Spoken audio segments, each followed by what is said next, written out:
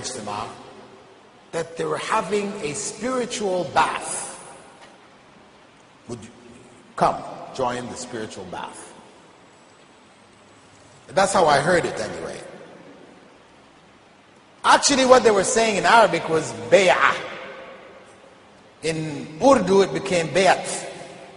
And for us, the closest thing in English sounds like bath.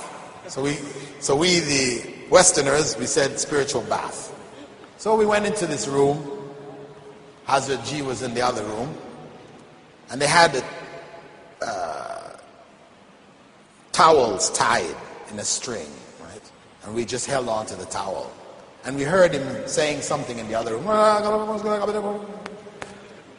And then they came and said, okay, it's over now. We let go. Spiritual bath is over. MashaAllah. We left. So, later, I asked the secretary of Hazrat Ji, I asked him, well, what was that spiritual bath all about? What does it mean? He said it means that when you go back to Canada and you have to make any decision in your life, you write a letter to Hazrat Ji. I will translate it into Urdu. He will read it, and then he will dictate back to me an answer, and we'll send it back to you, and then you can make your decision. I said, oh, that doesn't sound right. I have an important decision to make in my life. I wait 1 week to 10 days for the letter to reach there. Eventually gets translated after another week. Eventually gets read by Hazrat Ji after another week. Eventually gets sent back, retranslated and sent back. 3 months have gone by for me to make that major decision in my life. I had a problem with that. Then, in the course of my traveling with the Jamaat, and I became like the protege of Colonel Saab. I used to sleep near him. And he taught me Tajweed, alhamdulillah. My first lessons in Tajweed was from him. He taught me Tajweed of the Quran. He was a Qari. Alhamdulillah, I benefited. Eventually he told me, listen, as a Muslim, you must follow a madhab. There are 4. They're all correct, but you must choose one. If you don't choose one, then your imam is shaitan. You got to choose an imam. One. And Imam-e-Azam, Abu Hanifa, he is the best one. He was the first, closest to the Sahaba. He had the largest number of followers in the Muslim world. Most Muslims are Hanafis, the greater proportion of them. They're the largest. So I said, it makes sense, okay, if he was closest to the Prophet ﷺ's time, most Muslims are Hanafis, then I'm a Hanafi, okay. So what does it mean to be a Hanafi? Well, we do things this way. And he taught me Hanafi Salah. For the men, nothing. It's basically same thing, you just don't raise your hands after going into ruku'. But for women, the salah is acrobatics. The female salah of the Hanafis today is acrobatics. You have to be an acrobat. If you haven't been trained in acrobatics, you'll fall down on the floor, trip over yourself. Because there is a special way that they go down to the floor. You don't go down reaching down knees and no. For a woman to go down like the men go down knees first, for example. The man, he goes down knees first. I say, no, a woman, she must be covering. You don't like this. No. So how does the woman go down? She has to crumble down. She just sort of crumbles, right? And then she puts her chest on her thighs and her elbows on the ground, and she's just huddled up. Ooh. First time I tried it, I fell down. Couldn't do it. I had to practice till I was able to crumble down. Because I had to go back and tell my wife now.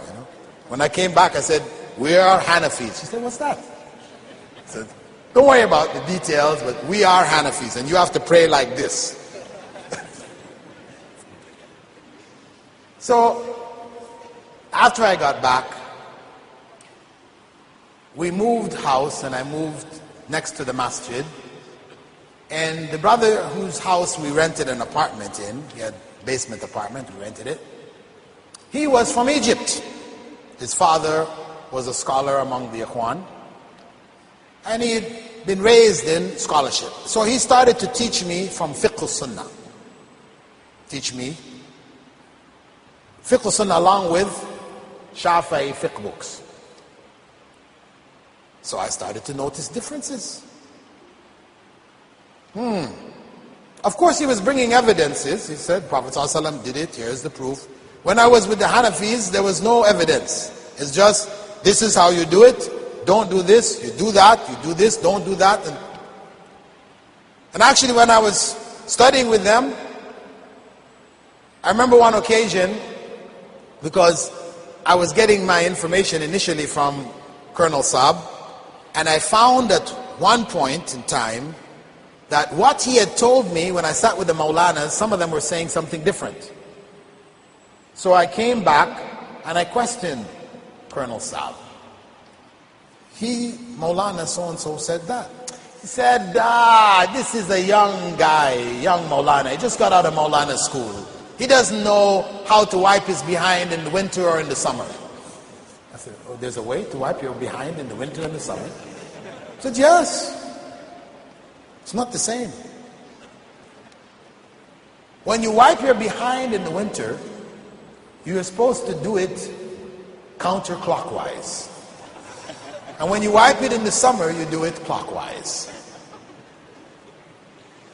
Now, some of you might think this is a joke, and it's not really like that, But hey, when I went to Singapore, some years back, I went to Singapore and they had a book which was for new Muslims. And I opened up the book and I was reading it. I found it right in there. They had it written up in there. It was a book which had been translated from Urdu, by Molvi, translated into English, and it had in there the description of how to wipe your behind in winter and summer. I told the people at Al-Arqam, listen, you better get rid of this book.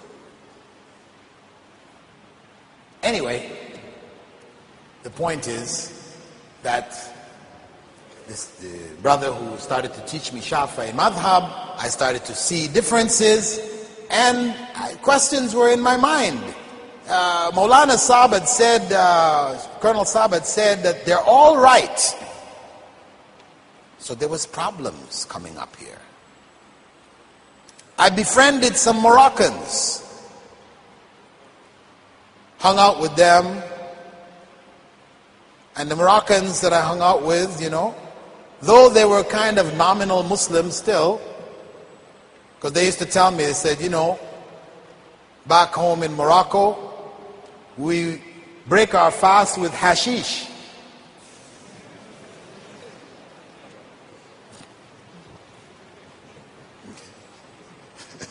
So you can understand what kind of nominal Muslims we're talking about. Anyway, but they had learned the ritual. They learned the Maliki ritual. So they said, really when you pray, you should pray with your hands by your sides. Imam of Medina, Imam Malik, that's how he prayed, did this, that, These were differences. Problems. Because you can't do all of these things at the same time. How can they all be right?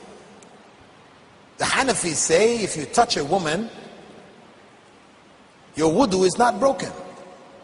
Shafi'i say if you touch a woman, your wudu is broken. If they're both right, it means that you can be in the state of wudu and out of it at the same time. I said, ooh, this is a problem here. It sounds like Trinity. How 1 + 1 + 1 can equal 1. We all know 1 plus 1 plus 1 equals 3, but they say no, 1 plus 1 plus 1 equals 1. To accept that and to believe it, what do? You have to turn your brain off. You cannot think this one out. It's just, that's how it is. A divine secret. Right? Divine mystery. Right? Anyway, after reflecting on this, I decided I have to go to the center of Islam, where Islam came from, and learn Islam from the roots. Study Arabic and study the foundations of Islam to understand, to put all these things into context. And alhamdulillah, at that time when I made that decision, scholarships were made available. Nobody wanted it, nobody was interested. Myself and Abdullah Hakim, quick, we took it. People at the time were telling us, no. Muslims around us, who are more modern type Muslims, said, no, don't go there. They read old books with yellow pages and, dust all over it. And hey, what are you going to do when you graduate? What are you going to do with this, No, better you stay here. But no, we were insistent. We wanted to go and get that knowledge. So we set out to Medina. And